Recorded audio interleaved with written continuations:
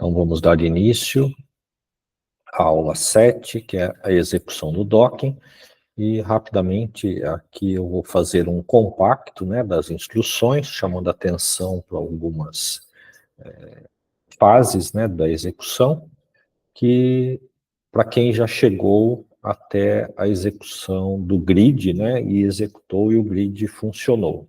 O grid tem que, para ter funcionado, gera um arquivo grid.out, que é o primeiro de saída, e funcionando ele, além do out, ele gera o grid.nrg e o grid.bmp, que está registrado na aula anterior.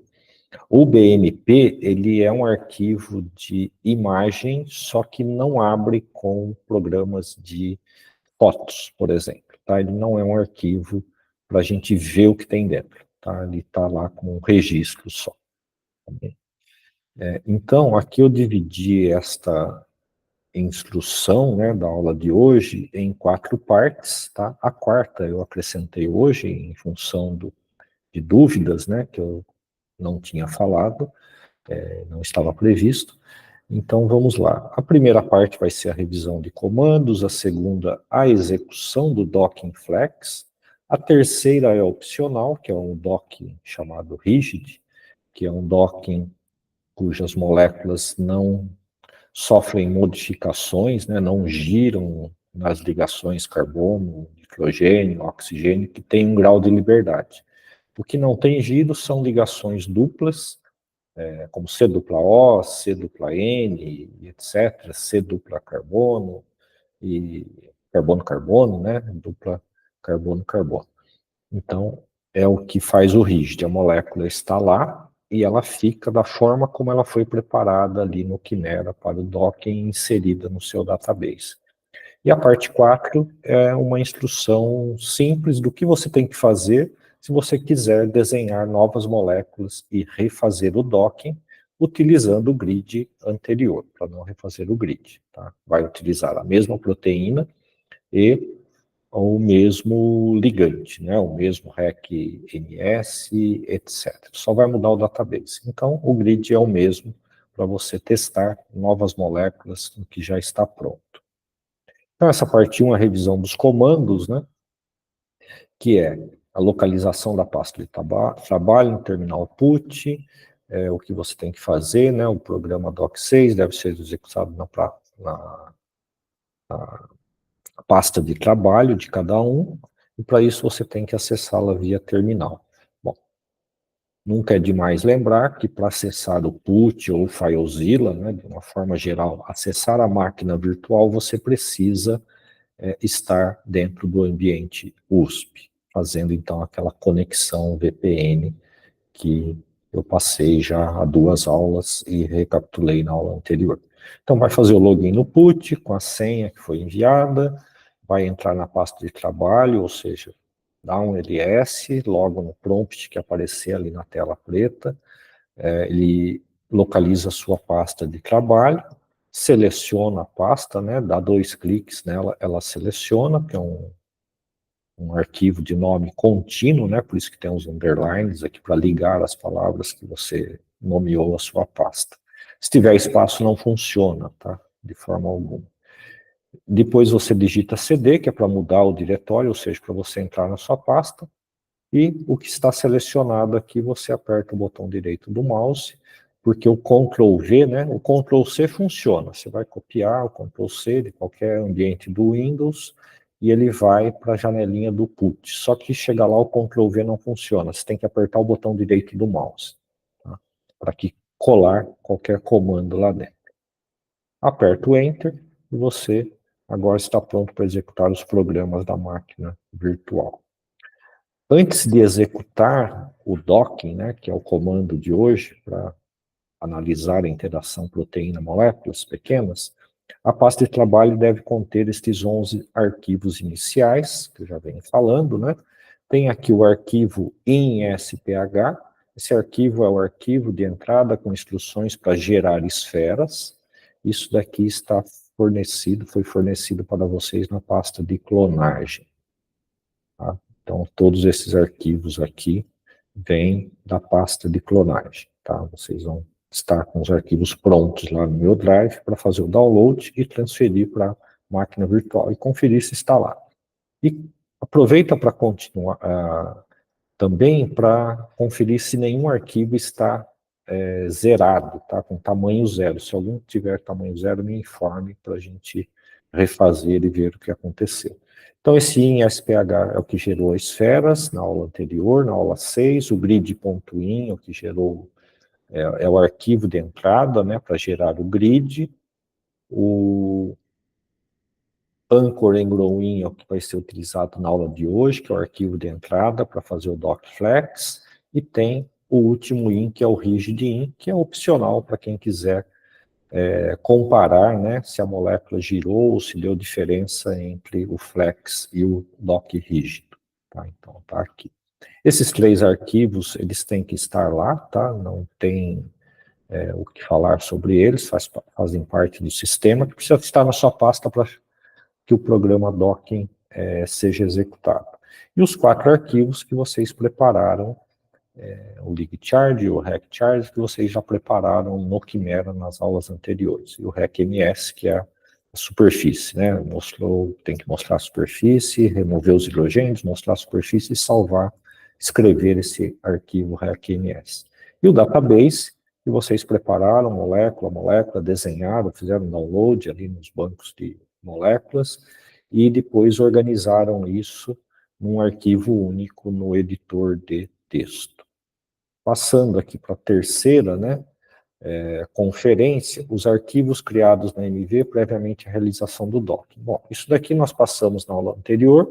Se tudo deu certo e o grid foi gerado, né, você tem lá um recms, que é prévio, depois você deu outro comando, que é o sphere selector, gerou o select sphere sph, o recbox, que é bom conferir se é uma caixa, né, trazendo para o seu computador e abrindo no Quimera, tem que aparecer uma caixinha ali. Se você abrir o recharge, essa caixa está com um pedaço da sua proteína dentro dela.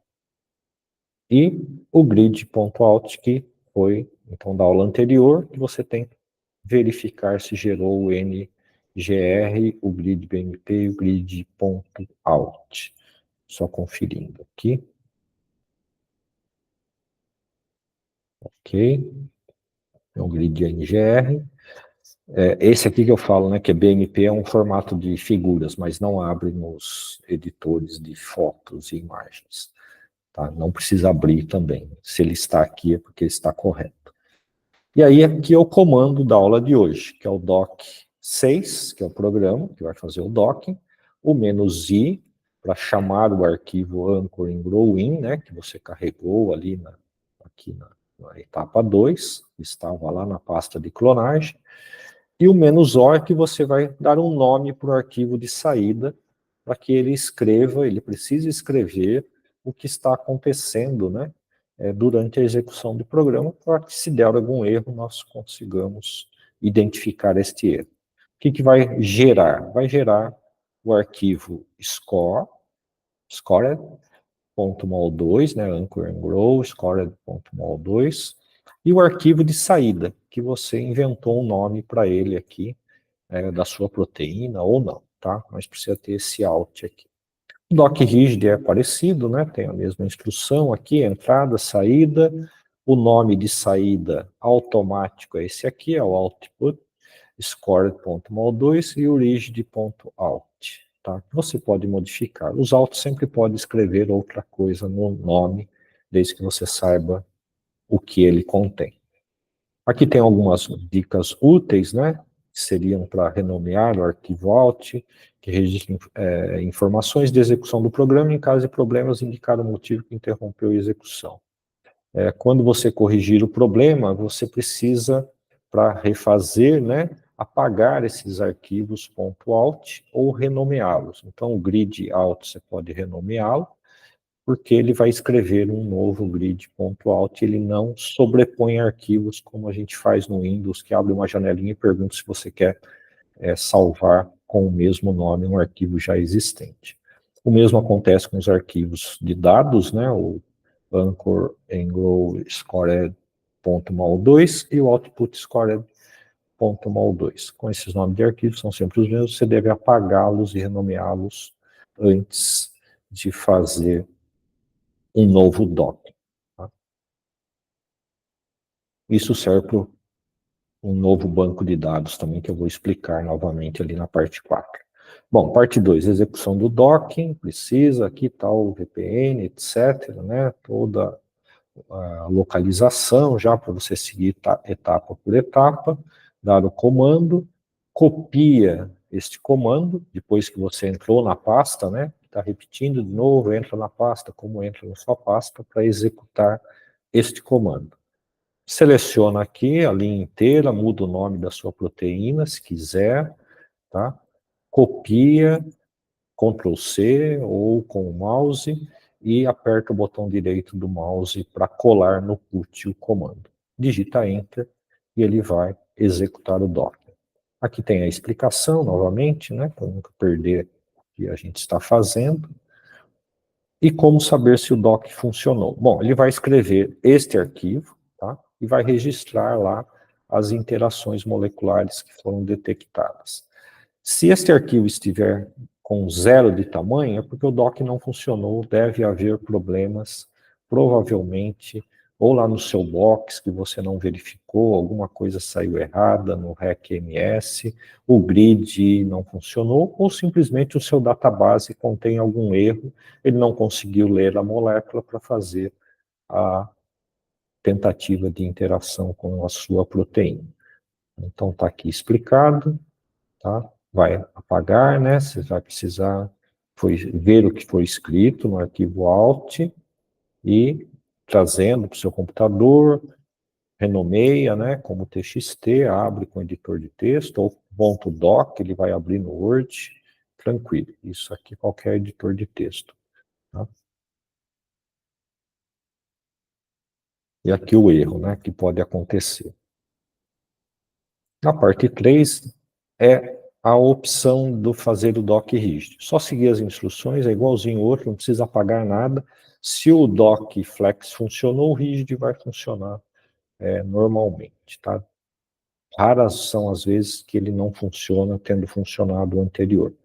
Se quiserem executar o flex simultaneamente ao rigid, é só abrir mais uma janela do put e dar o comando. Tá? Ele está executando numa janela aqui, tá? Tem o prompt, né? Só tem um prompt em cada janela. Você mandou executar o flex, abre outra janela, manda executar o rigid, ele é multitarefas, ele consegue fazer os dois simultaneamente. Tá? Mas é tão rápido, né? Dependendo do tamanho da sua database, que o prompt volta quase instantaneamente ali do Flex. E a parte 4 é que eu acrescentei aqui, é a pergunta, né? Deu tudo certo, agora eu tenho tempo, eu vou fazer novas moléculas, analisei o docking, se eu colocar um grupo nitro aqui, fazer uma ponte de hidrogênio, mais um outro região da molécula, eu vou constituir um novo database .mol2, igualzinho, né? Foi feito o primeiro. E para fazer o docflex, lembrando que gera automaticamente esses dois arquivos, e eu devo apagá-los, ou sugestão, quer manter tudo lá, né, para não perder o arquivo, principalmente se funcionou, né, o anterior, renomeia, coloca lá que esse foi o 1, né, o que já está, o anterior, o de saída é o 1, e o database que está lá é o número 1 que você colocou. Carrega o novo arquivo database.mol2, não pode colocar o 2 aqui, tá? Então, esquece, tem que ser esse nome aqui, único, né? Database.mol2. Depois, se você for fazer o terceiro, você vem aqui e renomeia que esse daqui era o 2. Tá? Ou apaga e traz o novo arquivo. E salva no seu computador, né? O database, obviamente, que você tinha feito antes. O docRigid é a mesma coisa, ele gera, então, novamente, recapitulando os arquivos que ele gera e que você precisa apagar, tá? Ou renomear, igual foi feito aqui em cima. Coloca lá uma marquinha nele, tá? Modifica o nome, sugestão 1 aqui, depois se tiver o 2, o 3, vai fazendo. Ok? E na próxima aula, a gente avalia, né?